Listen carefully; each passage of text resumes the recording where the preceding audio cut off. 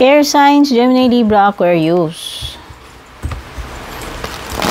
Ito yung reading nyo for December 21 up to 31st. So, hanggang katapusan na ng, kalagitnaan ng December hanggang katapusan na ite. So, ano ba itong mga makikita natin, mga posibleng makakaharap ninyo, paparating sa inyo. Kung bago po kayo dito, para wala kayong mamiss na mga readings, don't forget to subscribe sa aking YouTube, like and follow na rin po yung aking Facebook, Instagram, and TikTok. Send lang po kayo ng private message sa aking FB page kung gusto nyo mag-book or mag-inquire about personal readings. Yung mga free reading natin, ginagawa natin yan kapag live. Usually FB or YouTube or TikTok. Overall energy mo ay Page of Cups, water sign energy. Doing what you love, following your passion, facing your true north. Ito yun, air signs. So, ang ano dito, ang siste. Natagpuan mo na ba yung passion mo? Yun na ba yung ginagawa mo ngayon? Or nandun ka pa lang sa process ng hinahanap mo kung ano yung niche mo, yung passion mo, yung true north mo? Doing something and at the same time na-enjoy mo, love mo yung ginagawa mo, ito yun. Or finding inspiration, pwedeng ito, following kung ano yung inspiration mo. Yan yung main energy mo, overall energy mo. Pwedeng tao, water sign, Cancer, Scorpio, Pisces.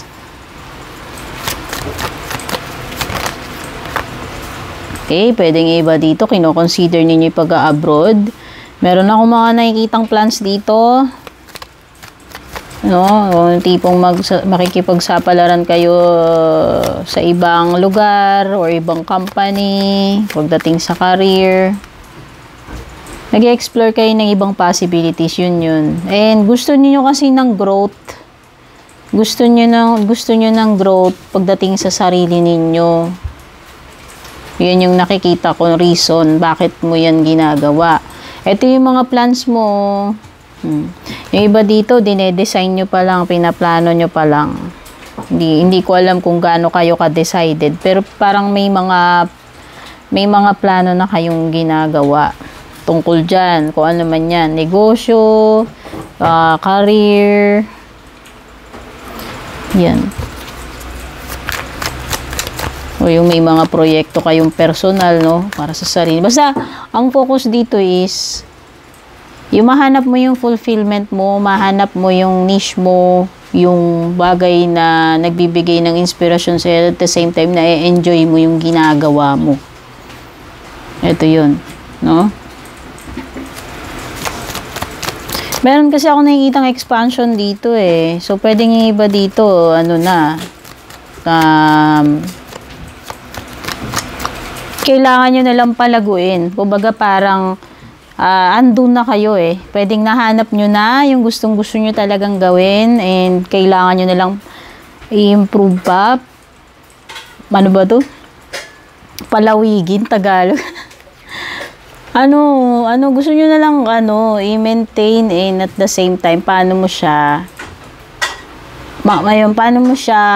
ma-maintain and mapapalago.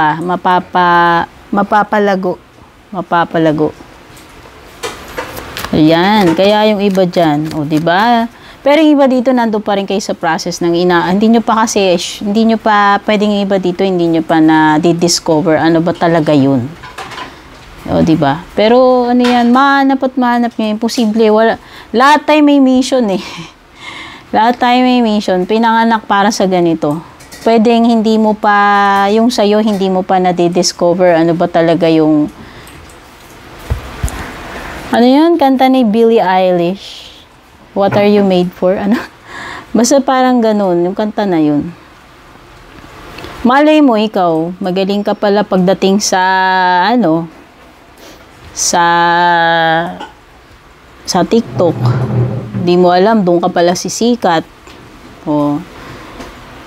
Yung pala, yung hindi mo inaakala na kurso, dun ka pala magiging successful. Iba-iba eh. Pero kasi ito parang nabibig ko, mas more on yung passion mo. Yan, dyan ka umugot ng ano ng inspirasyon mo.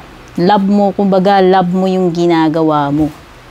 Hindi mo lang siya ginagawa kasi kailangan mo lang gawin, kundi talagang yun yung true love mo, yun yung passion mo.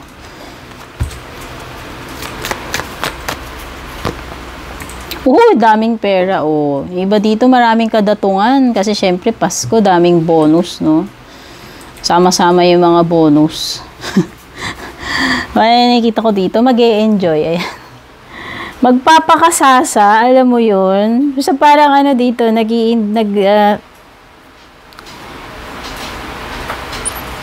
nag-i-splurge, sabihin na natin, kasi deserve mo yan. Parang ganun. Ayan, ini-enjoy mo to lahat ng pinagtrabahuan mo dyan. So, lahat ng pinag-OT-an mo, dami mo overtime, i-enjoy mo lahat yan. Walang makakaligtas, diba? Kasi dito, nafe-feel ko parang masaya ka kasi masaya ka kasi nagawa mo yan on your own. At para sa'yo, deserve mo na bigyan ng reward yung sarili mo. Diba? Wow, Ace of Swords. This is a big yes. Kung may mga tanong kayo. Ang Ace of Swords, kahit na anong struggle meron, makakahanap at makakahanap ka ng breakthrough. Ayan, Kaya walang mahirap na challenge, malulusutan at malulusutan mo yan dahil dito sa Ace of Swords is magiging maganda yung outcome, magiging successful, masosolve mo yung dapat mong masolve, mahirap man yung pinagdadaanan mo dyan. Diba? Ace of Swords, pwede nga palang indication ng decision kung kailangan mong gumawa ng decision.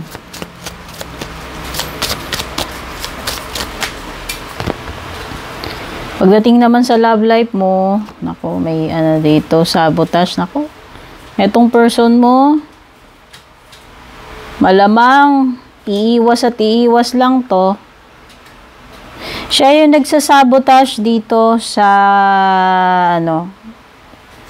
sa current na sitwasyon ninyong dalawa. Kasi, siya umiiwas. Instead na harapin yung dapat harapin, ang ang paraan niya ay paiwas. May nagme-mess up dito. At mukhang kung sino tong runner, kung sino yung runner na tinutukoy dyan, yun, malamang siya yung nagme-mess up dito. O kaya, nag-mess up siya, tapos, siya na nga yung nag-mess up, syempre. Guilty siguro to, kaya yun, takbo. Takbo, marathon. Marathon ba yung labanan dito? Air signs. Ang galing umiwas to. Yan yung ibig sabihin nun. Wala siyang plano na harapin yung dapat niyang harapin. Ang goal niya is umeskapo. Natatawa tuloy ako. Tingnan mo kasi itsura ni Kuya, Parang nagja-jogging sa circle, di ba? Tapos yung isang sakit na ng ulo. Advice para sa inyo, air signs. Ask help from others. Di ba? Pag kailangan ng tulong, wag magpabibo na kaya mo lahat. Maging humble na may mga time na hindi mo kaya. Ito 'yon. Hindi mo kailangang maging mag-isa kung nahihirapan ka at kung feel mo na kailangan mo mag-reach out, kailangan mo ng tulong, yan yun. May mga bagay na na hindi natin kaya sa sarili natin lang.